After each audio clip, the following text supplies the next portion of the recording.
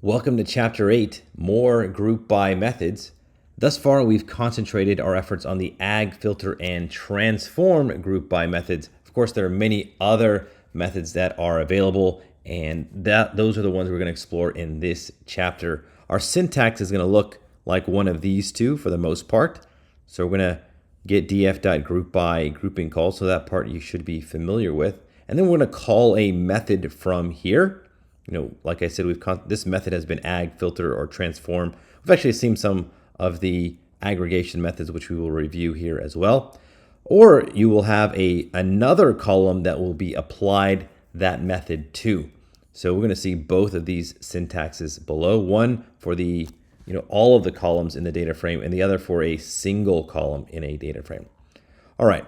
So yes, like I said, there's basically two types of group by methods: those that act on a series, or those that act on a data frame, or specifically the group in a series or the group within a data frame. Yes, the single column in brackets following on group by, like this one, acts on a series. The other one acts on a data frame. So you'll definitely get the hang of this once we call more of these methods. All right, let's begin by reading in the San Francisco employee compensation data set. We're going to drop one of the columns. And then what I'm going to do is I'm going to assign the result of the group by. So this is not something we typically do, but just so that we can explore this group by object a little more. One will be the data frame group by. So this is just, there's no column selected after that. The other is the series group by. Here we're going to select the salaries column. We are grouping by organization group, so take that into account. Now I've opened up this part of the API before, but I have a link to it here. So these are all, if you scroll down here, these are all the attributes and methods that are available to this group by object. There are a lot. These are overlap with the data frame methods tremendously. They basically do the same things as their data frame and series counterpart. So if you've understood all of the data frame and series, methods and attributes, then you should be able to understand these. They don't really differ that much, except they act on each group. That's the only difference. Either a series in the group or an entire data frame as a group. All right, let's go ahead and take a look a little bit deeper. So what I want to do here is actually, this is some code that actually will get all of these series and data frame methods.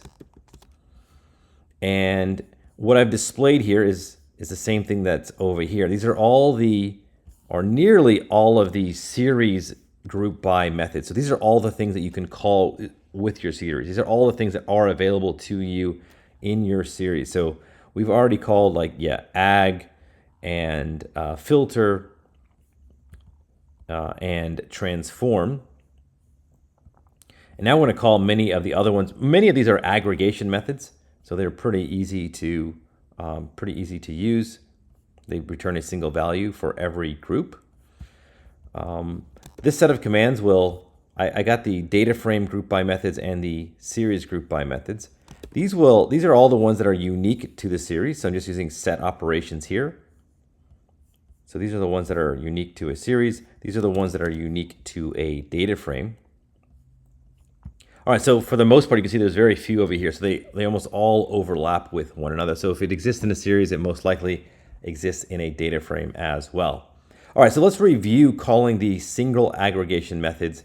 And I'm actually going to use this object, GDF and then GSeries. This is that group, GD, I'll just type it out. So if I do dot and then tab, I will get all of these methods that are available. So we've already seen, these are some that we've already seen before, like max. So find the max of every column for each group, right? So we're using organization group. Here is min, mean, median, and so forth. Count. This gets the number of non-missing values, like that. So these are all the other methods that you can do. Before we did this with the ag method, but you can also just call the aggregation itself directly without using ag. Okay, so typically you're not going to be assigning this over here. So let me just bring this down so that you can see this. We're rarely going to be doing this over here. I'm just doing this so I can explore the methods a little bit easier. So I've just made this assignment, but really what we're going to be doing is using one of these two syntaxes, right? So we're going to be doing the entire data frame dot group by, then dot the other method. This is just really for demonstration purposes. Now, for these series, it works the same way, but this series is just acting on a single column, salaries over here.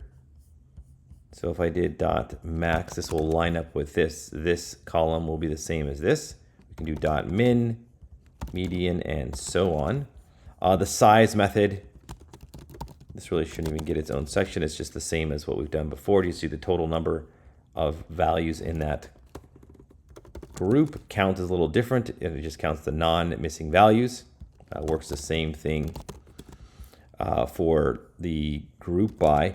So interesting for the data frame. For the data frame, for size, it doesn't do the size of every column because it's just the same result, so it knows which one it is. And like I said before, really you just use value counts for this. You don't have to use a group by. Here it is for count, which is different obviously than size, as we've said before. All right, so that is some of the aggregation methods that you call directly as a method from that group by or data frame group by object.